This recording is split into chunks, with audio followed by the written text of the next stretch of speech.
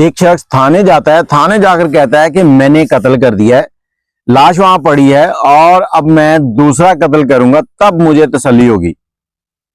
अस्सलाम वालेकुम, कैसे हैं आप लोग। मैं हूं आपके साथ अदनान और आज का व्लॉग जो है ना वो बहुत ही सबक आमोज़ है, लड़कियों के लिए भी और लड़कों के लिए भी। और बच्चे इस वीडियो को स्किप कर दें। अच्छा, होता क्या है, लाड़काने की लड़की है, कराची का लड़का है अली। अब अली रजा उसका नाम है, उसका इस लड़की के साथ फोन पे कहीं राब्ता होता है, दोनों के नंबर आपस में बदल जाते हैं। अली रजा जो है वो वेला निकम्मा है, अब काम नहीं करता और इस लड़की के साथ बातचीत हो रही है। लड़की कहती है हम शादी कर लें। अब वो कहता है कि हमारे घर वाले नहीं मानेंगे, तुम्हारे भी नहीं मानेंगे, हम भाग के निकाह कर लेते हैं। लड़की का ब्रेन वॉश करता है, लड़की को मेंटली तैयार करता है। अब लड़की उसकी बातों में आ जाती है, लड़की हो जाती है तैयार और फिर एक दिन उसको भगाता है, घर से भगा के ले गया। जाकर कराची के अंदर एक फ्लैट लेता है किराए पर, फ्लैट किराए पर लेके वहां रहना शुरू कर देते हैं। कुछ अरसा गुजरा, अल्लाह पाक ने इन पे रहमत की, एक बेटी हो गई। अब बेटी हो गई, उसके बाद शौहर जो है ना उसको थोड़ा सा बेगम के ऊपर शक होने लगा। शक क्या होता था कि जब भी वो दुकान, उसने एक दुकान डाली थी इसी दौरान, और जब दुकान पे जाता है घर फोन करता है, घर पे फोन बिजी। एक दिन उसने पूछा भाई ये क्या चक्कर है, तुम्हारा फोन जो है ये हर वक्त बिजी रहता है, माँ बाप से तुम्हारा राब्ता नहीं है, बहन भाइयों से तुम्हारा राब्ता नहीं है, कहाँ बिजी रहती हो। अब लड़की जो है वो कहती है कि मेरी 2-3 सहेलियां हैं, मैं उनसे बात करती हूँ, माँ बाप से बात हो नहीं पाती तो मैं अपना दिल बहलाने के लिए उनसे बात कर लेती हूँ। शौहर कहता है यार इतनी लंबी बातचीत, कि ये चक्कर क्या है। उसको शक हो रहा था क्योंकि ये मोहब्बत की शादी, भाग के करने वाली शादी जो होती ना, इसके अंदर इंसान कभी भी सेटिस्फाई नहीं होता। अब उसने रात के इंतजार किया, रात हो गई, बीवी जो है वो सो गई है। बीवी का मोबाइल उठाया, उठा के मोबाइल खोलता है, कोई मैसेज नहीं है, कोई कॉल हिस्ट्री नहीं है, कोई तस्वीर नहीं है, कोई व्हाट्सएप चैट नहीं है, सब कुछ क्लियर है। अब परेशान भी है कि ये क्या चक्कर है कि हिस्ट्री वॉश कर दी गई है इसकी। अब उसको यकीन हो गया कि यहाँ कोई ना कोई पंगा है। अब उसने इस पे नजर रखनी शुरू कर दी, थोड़ी सख्ती शुरू कर दी। एक दिन उसको पुलिस से कॉल आती है, थाने से कॉल आती है, तो पुलिस कहती है कि आपके खिलाफ एक FIR है, नुमान और नोमी उसके बेटे को आपने अगवा किया है, उसके अंदर आपको नामजद किया गया, तो आप थाने आ जाएं। थाने जाता है, उनको कहता है भाई मैं किसी को नहीं जानता, इस तरह। पुलिस कहती है तफ्तीश करनी है, बैठ जाओ। 6 दिन इसको वहां पर बिठा के रखा जाता है, 1 नहीं, 2 नहीं, 3 नहीं, 4 नहीं, 6 दिन। और बीवी जो है वो पीछे पता करने भी नहीं जाती। अब 6ठे दिन इसको कहा जाता है कि उसका बेटा जो है वो मिल गया है, आपको यहां से जाने की इजाजत है, आप जा सकते हैं। घर जाता है, बीवी को बताता है मेरे साथ ये सारा मामला हुआ है। अब बीवी जो है ना वो थोड़ा सा अफसोस करती है, जैसे ड्रामा होता है। उसके बाद फिर मामूल के मुताबिक काम चलने शुरू रहते हैं। अब इसके दिमाग में वही काम चल रहा है कि मेरी बीवी किसके साथ सेट है, इसने वो चोर पकड़ना है। दुकान पे बैठा एक प्लान बनाता है कि आज बीवी को कहता हूं कि मैं घर नहीं आऊंगा, मैं कराची के फलां एरिया में जा रहा हूं, 2 दिन उधर ही रहना है, उसके बाद लौटूंगा। और घर के दरवाजे की चाबी जो एक्स्ट्रा थी वो अपने पास रख लेता है। अब बीवी जो है जैसे ही इसका फोन बंद हुआ, इसने अपने आशिक को फोन किया। आशिक को फोन किया, उसे कहती कि आप घर पे आ जाओ, आके हम बैठते हैं मिलके, एक लंबी गपशप होगी। आज अली जो है वो घर पे नहीं है, वो कहीं जा रहा है 2 दिन के लिए। आशिक साहब नहा धो के बड़े मजे से खुशबू लगा के कपड़े पहन के पहुंचते हैं जी।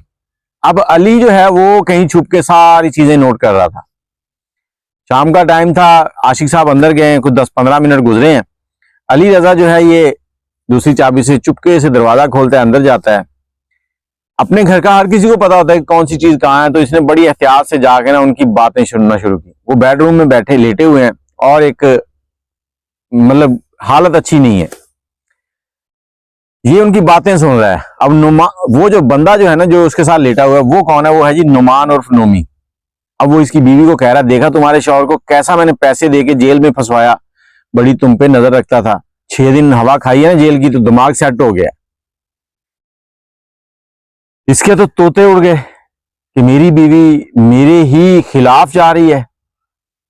अब वहां पर ये उसकी सारी बातें सुनता रहा। सुनने के बाद इसने वहां से चुपके से निकलना मुनासिब समझा, तो इसने कोई बात नहीं की।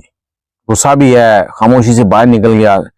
अब अगले दिन जब वापस आता है तो एक छुरी लेके आता है, तेज छुरी इसके पास होती है, इसके बैग में घर पे रखता है और बीवी को कहता है कि खाना बनाओ।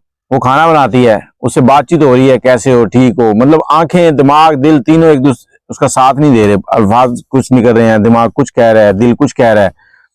बीवी को एक जूस का गिलास देता है, उसमें डालता है नशावर दवाई।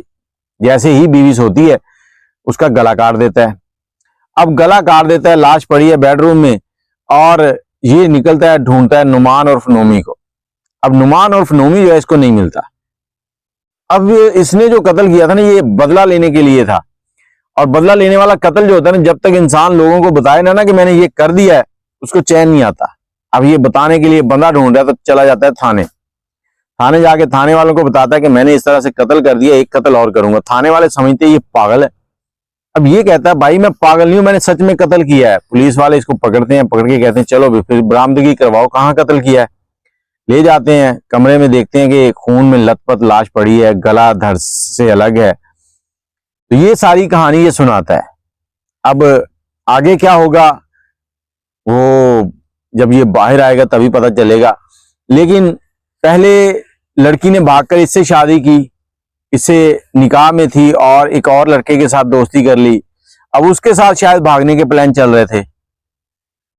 तो लड़कियों के लिए स्पेशली मेरा ये मशवरा है कि इस तरह के काम हरगिज ना करें। जो शख्स आपको घर से भगा के लेके जा रहा है, आपको इज्जत नहीं दे रहा, और जो लड़की घर से भाग के जा रही है अपनी माँ बाप की इज्जत का ख्याल नहीं रख रही। यहाँ दोनों है, लड़का भी और लड़की भी। कहीं लड़की गलत हो जाती है, कहीं लड़का गलत हो जाता है। इस स्टोरी जो मैंने आपको सुनाई है, इसमें लड़की गलत हो गई थी, लड़का ठीक था। ठीक है, तो ऐसे कदम हरगिज ना उठाएं। माँ बाप की इज्जत करें। उन्होंने आपको इतना अरसा पाला होता है, उनसे ज्यादा आपसे कौन मोहब्बत कर सकता है। हाँ, जब आपका निकाह हो जाए उसके बाद आपका माँ बाप के साथ कोई भी वो मशवरे करना, इधर उधर की बातें, उनकी बातें मानना, वो गलत है। फिर चलेगी तो आपके शौहर की चलेगी या आपकी चलेगी, फिर किसी तीसरे की मुदाखलत गलत है। लेकिन जब तक शादी नहीं होती, निकाह नहीं होता, तब तक आपके वाली जो है वो आपके माँ बाप हैं, और उनकी इज्जत का ख्याल रखें। अल्लाह हाफिज।